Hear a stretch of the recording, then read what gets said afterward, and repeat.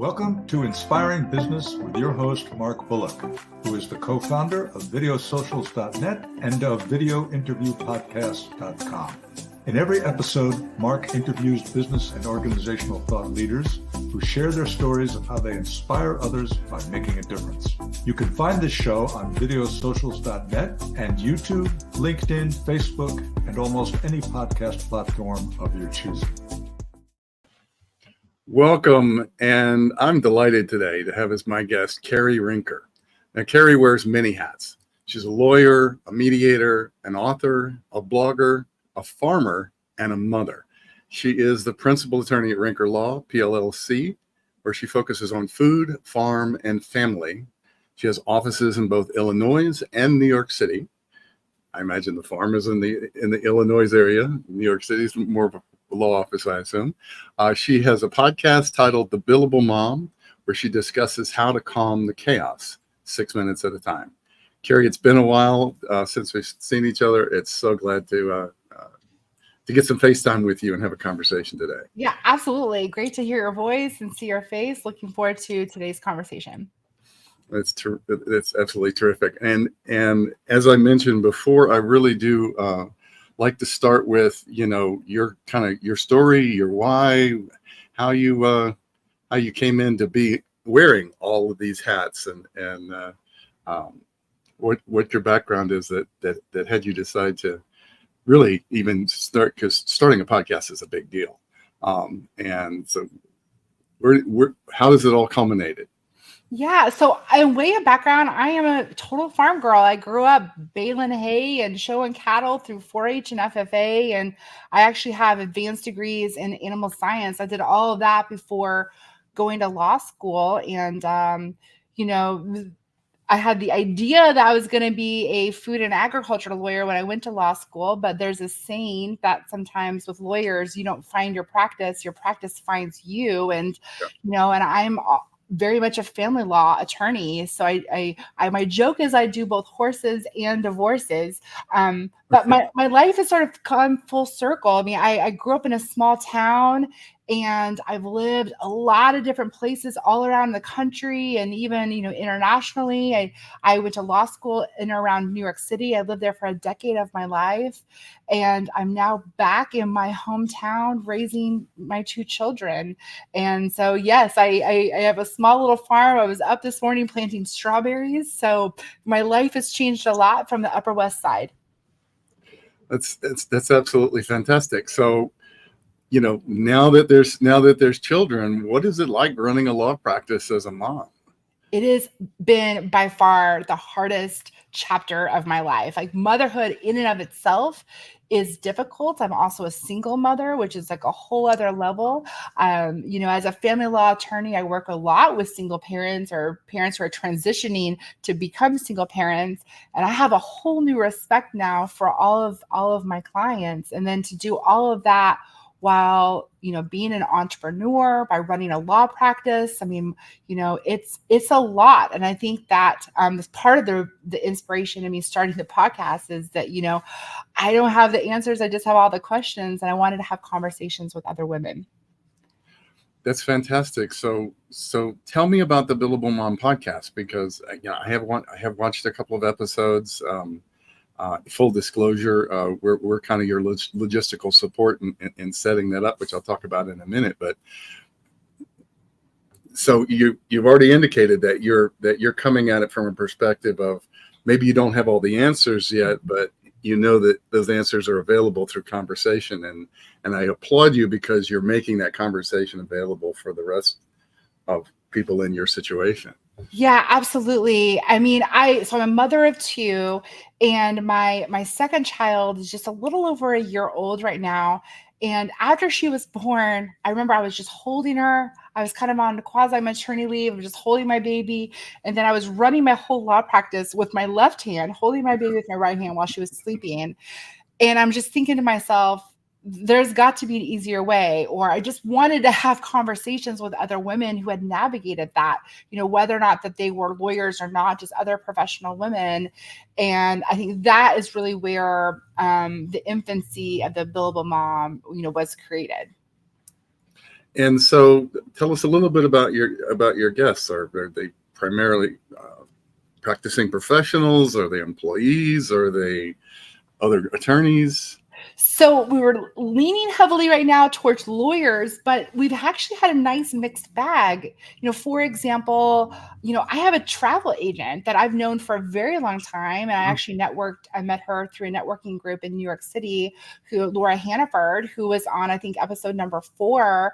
And, she's an entrepreneur. She very much has a business, and she's also a mother.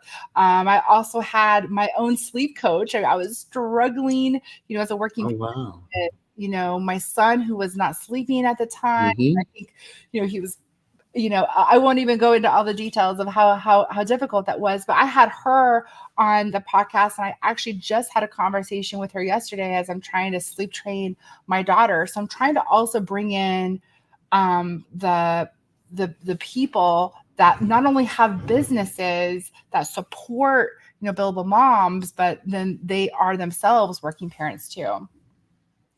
So give us a little bit of, basically what I'm picking up is that you're reaching out to others for help, right? And we realize as parents, and in my case, as grandparents, that there is no doing it all on your own, right? Yeah. So when I was looking at your website earlier, I see that, you give credit to a designer for the website. You've got a photographer that you work with. You got somebody that was providing music, for your podcast, etc. You're utilizing us, and again, we'll chat about that in a second, to help you with the logistics of pulling it all together. But do you find that it really works best if you've got basically a team? Yeah. I mean, it takes a village. It takes a village to raise a child. It takes a village to raise a podcast. It takes a village to have a successful business, whether or not you are a solo entrepreneur or not. I mean, you're hiring, people to help you. I mean, I think that that's the way to really grow things, and I was having a conversation with my podcast guest, who I'll be speaking to in a few days. And she was just talking about the power of delegation. And I think that one of the missteps that any entrepreneur makes, whether or not whatever industry that they're in, is they think that they can do it all. And there's no way that I can do it all. There's not enough hours in the day. I want to do the things that I'm good at, and then I want to hire people that are good at other things for assistance. So, that's a huge learning lesson. You're fairly early on in the process. You're 10 or 12 episodes, something like that. But what other learning lessons have you pulled from your conversations with your guests? Oh, so much. Just, and I think that the common thread for me has been that no woman has the same story, right? We all have our different story on how we're doing it, and we're all trying to figure out our own recipe. Like, there are some people that are early morning people, and then others are up till midnight or 2 a.m. who are sort of doing it there. Some people are doing their own childcare, and others are sending them to daycare. But I think the resounding theme is that it is hard. It's really hard. You're going to have hard challenges, but you need help, whether or not that's with family, that's with friends, with, hired help, just whatever it is, you need support. Absolutely. And so I've mentioned that we know each other now for a good 5 or 6 years. You had originally worked with us with Video Socials, so you remember a Video Socials, which is really, I think, helped you kind of get comfortable on camera and et cetera. And so I don't really want to talk too much about Video Socials today, but we came up with a service called videointerviewpodcast.com. And we hadn't seen you in a couple of years, and then when you decided to get going with a podcast, I know you were working with another company or another organization that was helping you with a podcast. But why did you make that transition? What about podcasting means that it's really best to have other people help you with it? Yeah, well, I felt like I really wanted to tell my story. I mean, and maybe it's because it's not till you're in a situation of being faced as a working parent but I just felt like there's a story here to be told. And it's not just my story, it's also the story of other women as well, and having those conversations. And so I really believe that the podcast, in the conversation forum, it was the best way to sort of help tell those stories. Well, that's terrific, and we're very, very happy to have you on as a client and a friend, and to help with this. And you were mentioning before we got on, you were thanking us for our flexibility, et cetera, and you said that you feel like there's a billion things going on behind the scenes, and I said, well, it's not quite a billion, but it's getting pretty close. There's a lot that has to be pulled together, and a lot of coordination that needs to happen, and thank you for letting us help you with that. But yeah, I've been very impressed with the organization. I know that my very first conversation that I had with Vic about the podcast, he said sort of, the mantra or the slogan is show up at showtime. And that's what I want to do. I want to show up at showtime. And, I want to worry about my law practice. I want to worry about being a mom. I don't want to worry about the show notes and, how to get it on iTunes, which sounds like a Herculean effort. I don't want to worry about all of that. And I just want to put it in the hands of somebody who knows how and will do it well. And I've just been so happy and thankful for your help. Well, you're very, very welcome, and I just did want to provide a little bit of context, because it is you that is, the connections that you've made, the people that you've worked with, the people that you're bringing onto the podcast, and another thing that you and I were talking about earlier was you still have conversations in advance of doing the podcast, so that you know where you're going to go with it, what's going to be involved. So it's not like, unfortunately, there's things that we can't do for you, and that is the relationship that you have with your guests, and ultimately the conversation that you have with your audience, etc.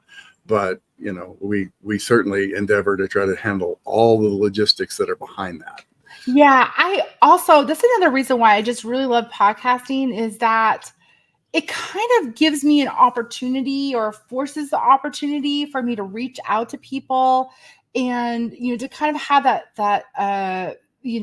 those conversations again. And then, of course, this could happen naturally. I can invite somebody to lunch, right? Or a Zoom meetup, but podcasting sort of forces that in a way that's good, right? I think that a lot of women, have wanted to talk about these things, and it gives them an opportunity to do so. Absolutely. And just to close out on podcasting as a whole, because obviously both of us are heavily involved with podcasting. But one of the things that I have found, and I think 75 episodes or something like that in at this point, it's been a phenomenal networking tool for me. Mm-hmm. I'm meeting people that, and having engaging conversations with people that I don't think would give me the time of day. Just because I have a podcast, and it's an opportunity for both of us to provide some engaging and valuable content for our audiences, and of course to grow our audiences. But I've been really amazed at who I've had a chance to meet, who I've had a chance to reconnect with, who have had a chance to learn from again. Right, because lots of times we have business connections, or those that we feel very close to and connected with, and then years start to slip by, and the podcast is a great excuse to get back in touch. Hey, what are you up to? Let's reconnect, and you're kind of reconnecting, live online, so right. Absolutely. I feel like every single episode I'm learning something just for my own self, or learning something about that person I didn't know about before. So I just think it's awesome. Terrific. So I want to come back to the law practice in a minute, but the other main topic that we wanted to get into was, I didn't know it, but are you writing a book? Have you published yet? Well, what's going on I've there? written several books. So I am Wow. self-published. So I've never even tried to get a publisher. So, if anybody has all the tips and tricks, I'd love to have a conversation about that. But, I use KDP Direct. So everything goes to Amazon and then Kindle as well. And Mhm. I've really have appreciated that because I'm not pre-ordering or printing 3,000 copies and storing them in a warehouse or anything along those lines. Everything is print to order. I maybe get a slightly less royalty because of that, but I have total power and control over the price. So my first book is a book on food and agriculture law in New York. So I co-authored that book with Pat Dillon. He's an ag lawyer in Iowa. So I wrote the New York version of that book. And wow, that was my first big feat about writing a book. And it took me about a year to work through that process. But that saying, like, how do you eat an elephant one bite at a time? I mean, how do you write a book? It's one chapter at a time. And, I went through it. I hired an editor. And it was a good experience. My second book is a book on New York family law, and I actually worked with a lot of different people, a lot of different professionals, a lot of attorneys, divorce coaches, etc. on that. So it was a compilation. I didn't write the whole book, but I edited it all, and that was awesome, but also challenging in a lot of different ways because sometimes I felt like I was herding cats a little bit. But I think ultimately, at the end of the day, it's such a cool book with all the different voices there throughout. My third book is on family law issues in agriculture. And then I'm very proud that I've written 2 children's books. So after my son was born, I wrote Jace Goes to the Farm. And then in the last few months, I published Jace Goes to New York. So those are my two children's books. So we're going to have links to all this and all of your social media, and literally you're on almost every platform that's out there. So but your websites are rinkerlaw.com and thebillablemom.com. So That's right. and then on LinkedIn, your Cari Rincker, your company page is the Billable Mom, and you also have Rincker Law PLLC. Like I say, folks, there'll be links for all this behind, but you have 2 YouTube channels, you have 3 Facebook channels, you have 3 Twitter channels, Tumblr, Pinterest, TikTok, and all the rest. Are you finding I'm on TikTok, but I have yet to really figure out the content of it yet. So, if you join me, I'm not doing any dances there yet, but I'm it's percolating on what could be done there using that platform. I mean, I like social media. I mean, I feel like social media is a little bit like going to a party. You're going there, you're networking with people. And I think a misstep that some entrepreneurs can make is it's not just an advertising banner. It's really, again, going back to like a conversation, right? You're trying to interact with people. I think that's when social media is done right. Well, and I'm so glad that you said that, because if we can, this is obviously conversational, but this is something I've been looking at a lot recently, because so many of us, and I've done it myself, have used social media platforms as a broadcast platform. Mm-hmm. And it's throwing stuff at the wall and seeing what sticks. Well, back in the day, Facebook was first getting going, et cetera, there was a lot that could be done with that. You got a lot of traction just because you were one of the few that was actually producing. If you're a content creator, you're one of the few that's actually there. And then I see that you have all of these channels, and you have all of this.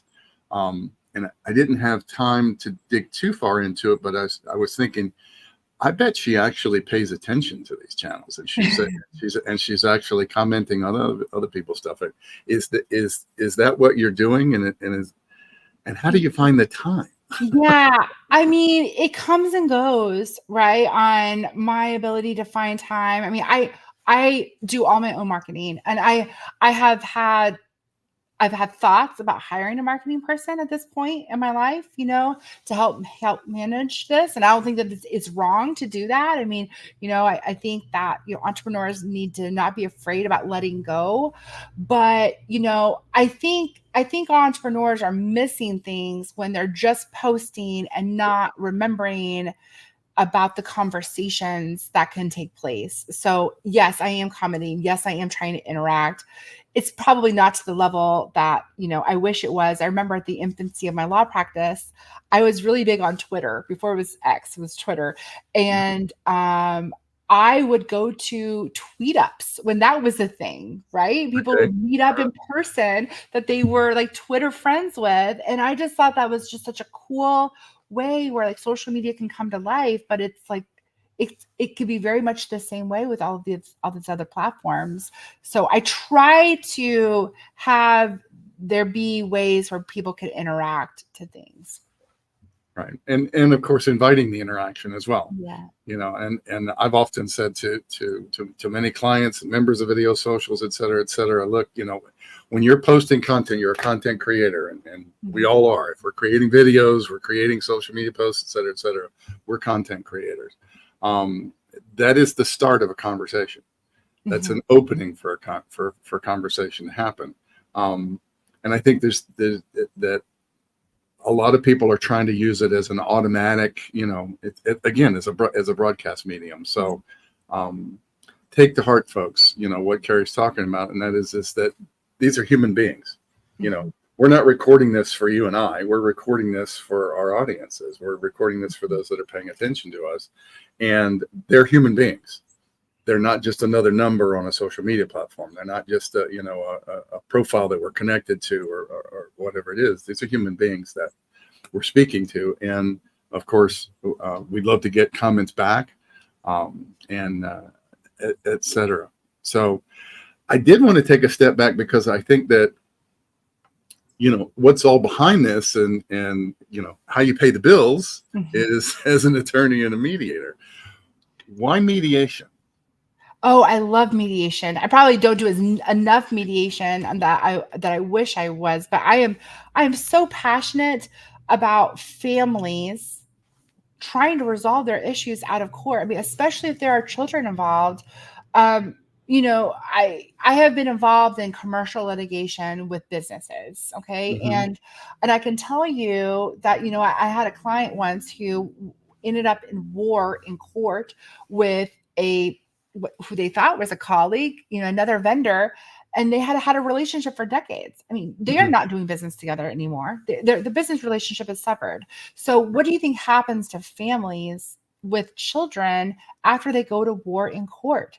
It is ruining the chances of them having a healthy co-parenting relationship. So I think that for the betterment of children, trying to resolve things amicably out of court, whether it's with negotiated settlement or collaborative divorce, but, also with mediation. Absolutely. And I drank the Kool-Aid. Okay, I'm not divorced, but I drank the Kool-Aid, years ago when I met Ada Haslocker, who's long time client, also been on the podcast, et cetera. But she introduced me to the world of mediation that, frankly, I didn't even know it existed before then, and it just makes sense. I want the entire ADR community, alternative, dispute resolution, to get rid of the word alternative. It's like I want to be a champion for this because it shouldn't be the alternative. It should be the first choice, right? Why not see if you can actually resolve the issue, resolve the conflict, rather than, like you said, putting on the boxing gloves and going to war, and because, and Ada is one of the people that told me that once you put the boxing gloves on, it's really hard to take them back off again. Oh, right. Because you're in a bar fight or you're in a boxing match, and your instincts are to swing back. I mean, and that's where you are, and it's just to the detriment of your family. I mean, she's a great example of quality mediators. And I think overall, I feel like also the mediation community they're just cool people. They're just inspiring people to be around who really do want to sort of make the world a better place in terms of conflict resolution. Absolutely. And then your other big area, of course, is in food, farm, et cetera. So what do you do in the food and farm side of law? Yeah. So well, with my food and agriculture side of my practice, it is more transactional based. So I do a lot of business planning, estate planning, trademarks, real estate closings, drafting contracts, things along those lines. So less with litigation. That being said, I am sometimes involved in some probate and trust administration litigation with disputes with farm families and things like that. So but that's sort of the big those are the big areas that I touch there. And then my family law practice is not only family law mediation, but I also do prenuptial agreements and divorces as well. One of the things that I've internally have had some challenges with is that I have a lot of experience in matrimonial and family law litigation. And as a working parent, and this is one of the things I talk about in my podcast, I've struggled with it. It's been litigation is sort of like all consuming. And so I am trying to do less and less litigation and do more uncontested or mediation in the family law arena. Absolutely, because tell me that it's different than this, but I know that it's not. You're at the mercy of the court. If you're representing somebody and there's a court date and you got to be there, whether or not stuff ends up getting moved, canceled, et cetera, et cetera. It's we've had many litigators as clients over the years, and it's like once they're involved in a big court case, marketing stops, everything stops, because and until the case is resolved, and then it's like, quick, let's catch up and let's build a bank of information we can get out, for the next time that we're in court. It's a really grueling process. Yeah, it is. And I have a conference room table behind me that's about ready to become a war room because I have a big trial this summer, and I'm just so looking forward to getting on the other side. And it's difficult, I think, as a litigator to kind of keep things in balance. Especially solo. Now, are you completely solo? And obviously, you're bringing in all kinds of people to help from the outside as far as teams. But do you have people that are more or less there all the time for you? Yeah, absolutely. I have an associate attorney who actually works remote in Florida. So she's bar licensed in Illinois, and she's been with me for about 3 years, on a part-time basis. So she is also a mother as well. So I do also have other contract attorneys that were working with me behind the scenes. I have a paralegal and a legal assistant and a bookkeeper. And I think that one of the scariest things that I did as a business owner, and it was probably about 4 years in, that I hired my first assistant. And I remember how terrified I was, and I'm going to be able to pay her money. And I remember I made $50,000 more that year, so I think sometimes as a business owner, we have to take big leaps of faith, and just hiring good people makes us better at what we do and more efficient and frankly more profitable. That's an entire topic in and of itself that I think we'll make for next time.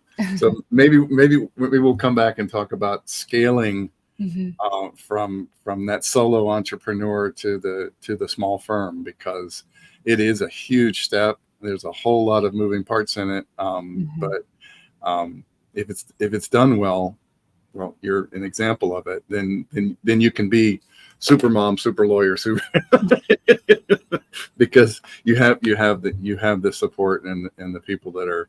And do you find that, I think you had made mention of it earlier, but it's like, we all have the things that we are good at and the other things that we're not so good at, or it's just not our nature, et cetera.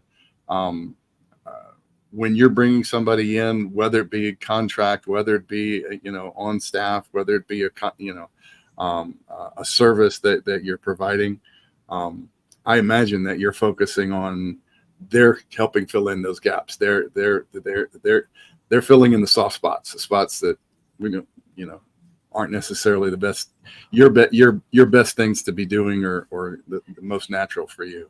Yeah, absolutely. I think it was really important for me to, at the very beginning, do all the things. I was stamping my own envelopes. I was doing all the bills, and I was the janitor, and I was the lawyer, right? So I think that those times were important to me, and so I'm able to tell my staff, like, listen, like, there's nothing that you are doing that I haven't done myself. Yeah. And I've been at Kinko's at midnight, in New York City before a speaking engagement. And, so I've done all these things that gives me a new appreciation, but that is not my highest and best use. And sometimes I even wonder if my highest and best use is even doing law work. I mean, I think that sometimes my highest and best use is actually just managing the business. And it feels like a luxury sometimes for me to have those days where I could just put on my entrepreneurial hat. That's awesome. Cari, there's so much that further we could talk about, but again, we'll have all the links for all of your stuff here. Do check out. So we'll have links to all your books, and of course, all those I think you've mentioned are available for Amazon. Would like to close with one little surprise thing, and that is, why did you decide to write children's books?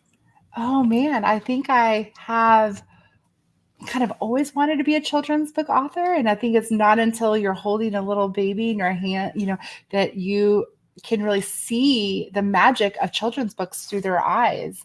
And so I wanted to sort of be part of that magic. That's just awesome. Love it. And it brings back so many memories, with my kids and now with the grandkids.